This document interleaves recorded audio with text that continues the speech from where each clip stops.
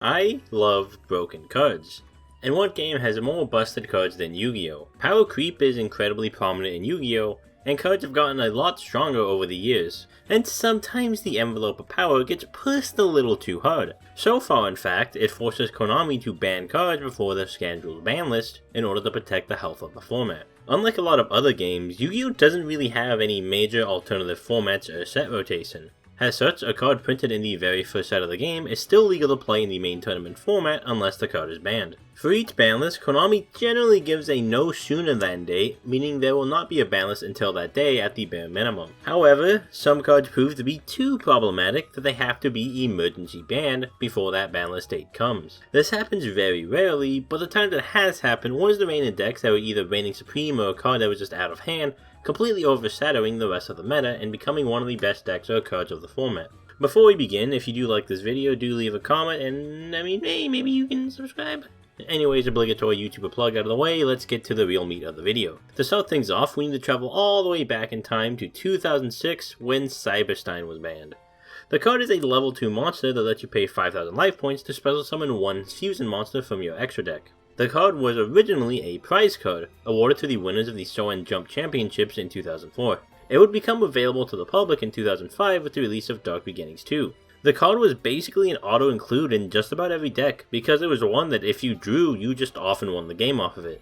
There was no real downside to playing Cyberstein, and if you opened it in your starting hand, you could OTK super easily. While this is very common in modern Yu-Gi-Oh, back in 2006 this was a lot more rare. Cyberstein would bring out cards like Blue Eyes Ultimate Dragon or Cyber Twin Dragon to deal out massive amounts of damage. It was backed up by Megamorph, an equipped spell that doubled the attack of the equipped creature so long as you had less life points than your opponent. Since you'd be spending 5,000 life points to use Cyberstein's effect anyways, this translated to just guaranteeing you always hit the threshold. You could protect the OTK as well from trap cards with cards like Try and Trunade, making sure that it wouldn't be interrupted at all. The most common target was Cyber Twin Dragon, and when backed up by Megamorph, you had a creature with 5600 attack that could also attack twice during each battle phase. While its fusion summon did require the use of Cyber Dragon, since it was being special summoned, this restriction didn't matter. Saying Truesdale, eat your heart out. Dumbass climbed a mountain to get a worse deck. Just put in Cyberstein, you fucking idiot. Cyberstein was incredibly strong for the time, and while not unbeatable, was incredibly unhealthy for the game since you had to keep interaction in order to prevent Cyberstein from being able to use its effect. This was also during the age before the priority rules changed. Back in the day, you could activate ignition effects that started the chain before your opponent could respond to them. So let's say you played Cyberstein while your opponent had a set trap hole. You'd be able to use Cyberstein's effect before your opponent could trap hole it. They would have to chain to Cyberstein's effect rather than on its summon. Nowadays, you have to wait until the summon resolves before you can activate ignition effects, but this wasn't changed until 2012. So it was basically a legal version of saying, no, that didn't happen because I had to have my invisible shield, so it gets to happen anyways. As such, Cyberstein was even harder to interact with compared to most other cards, because you didn't need Cyberstein to stay on your field or even in your control. Cyberstein's ban was actually a Yu-Gi-Oh first. It was the first time a card went from unlimited to directly forbidden, when the ban list was announced in 2006. Cyberstein stayed banned for over a decade, returning to the game recently at 1 copy per deck on January of 2019. And now we fast forward from the first emergency ban to the first emergency ban list that hit an entire deck, not just one card. This is taking us to 2008 for Dad Return. Dad is short for Dark Dragon, a level 7 monster that must be special summoned by having exactly 3 dark monsters in your graveyard. Once it's on the field, you can banish dark monsters from your graveyard and destroy any card on the field. This at the time was one of the most oppressive cards ever printed. While it's completely unrestricted now, in 2008 it was obscenely powerful.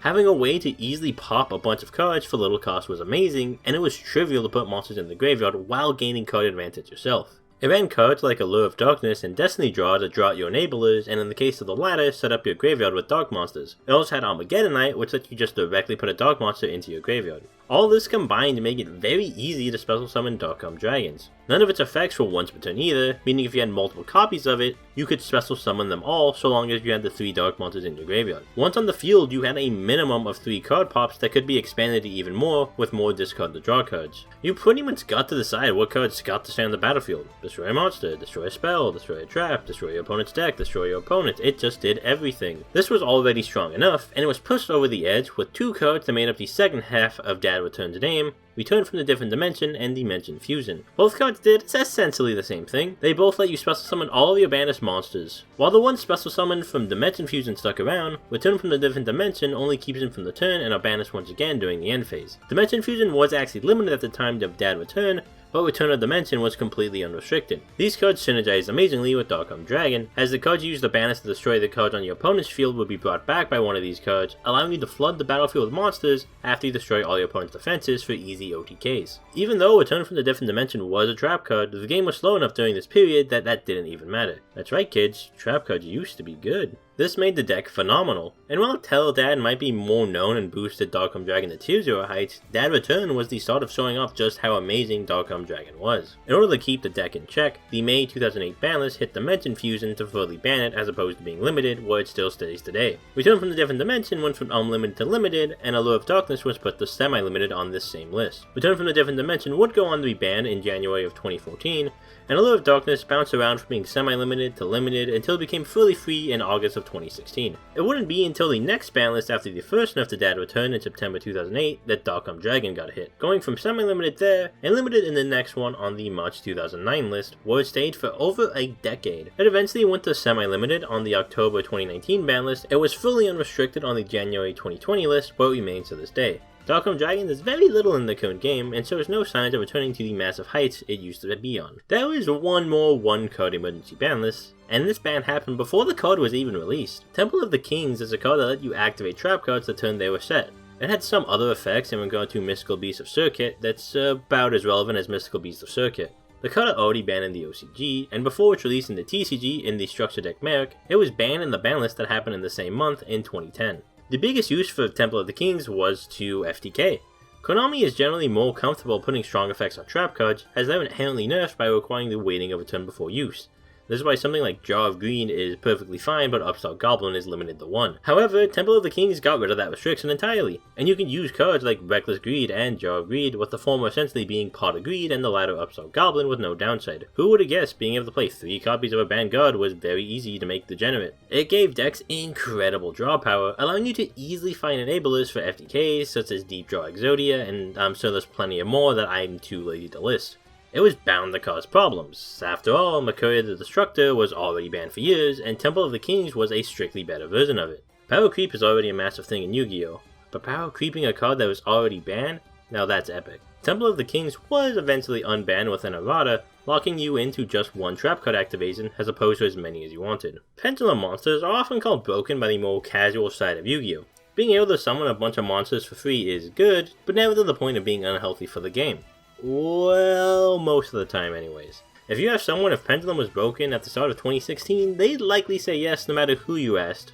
And that was because of Pepe. No, not that one. Pepe was short for Performage Performapal, and created an unholy combination that made one of the best decks of all time, reaching the heights of Tier 0, which basically means they made up the entire metagame, devolving into playing Pepe or just losing. Pepe was immensely powerful. It had a ludicrous amount of consistency, and was not able to just put up multiple negates and interruptions, but could even OTK easily while playing through multiple disruptions. Pepe just did everything you wanted it to do. The deck was basically all cards that could search for whatever they needed at any given time. The inherent downside of Pendulum is that it's inconsistent, as you need specific scales to match what was in your hand to be able to summon them. Not only did Pepe ignore this restriction entirely, because basically every card either searched or drew cards, but they could use these search effects multiple times a turn. For example, Performage Plus Fire can special summon any Performage from the deck on its destruction, and you can use multiple copies to achieve this. After it's destroyed and goes to the extra deck face up, you can special summon it back out with a Pendulum summon and do it again. This was before Master Rule 4 as well, so Pendulum monsters weren't restricted to any zone or link arrows. Performapal Monkey Board could search and add any level 4 or lower Performapal monster when you put it on the scale, which basically translated to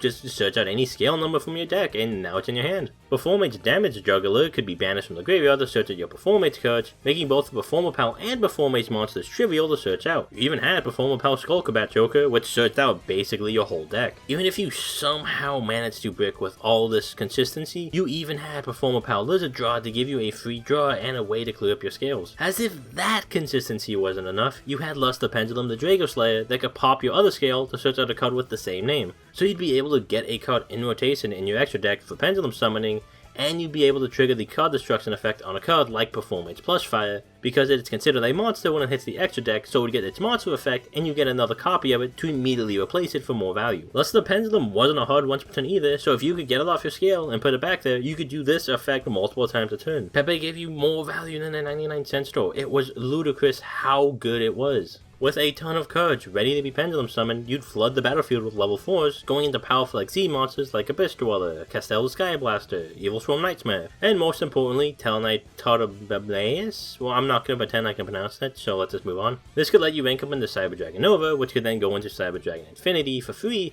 the best Yu-Gi-Oh monster ever made in this Cyber Dragon player's humble opinion, which could steal your opponent's monsters and attack position if they had one, and negate and destroy any card once per turn. The deck was immediately a problem, being banned out of the format just 2 weeks after it began seeing TCG play. The top 32 of YCS Sydney was made up almost entirely of Pepe, controlling almost 90% of the top 32, and this is not even counting the ones playing it outside of top 32. On February 8th of 2016, Performer Mage Plus Fire, Performer Mage Damage Juggler, and Tellarknight Tartabaeus were all banned, with Performer Pal Skullcombat Joker, Performer Pal Monkey Board, and Luster Pendulum the Draco Slayer all limited. Pendulum deck still stuck around with a larger Draco Slayer package to become the deck known as Draco Pal, but the performance of Pepe was over. Monkey Board still remains limited to this day, and Plus Fire still remains banned. Technically, these weren't officially banned at the time, but put on something called the Adjusted List, which was basically a way of saying, we fucked up, but we're not going to put it on a real ban list, you can't make us. The Adjusted List was basically used for any event that was organized by Konami, but technically stores didn't have to abide by it if they didn't want to. Granted, I don't think these stores did this because I don't think any of them wanted to subject their player base to more Pepe, because who wants that?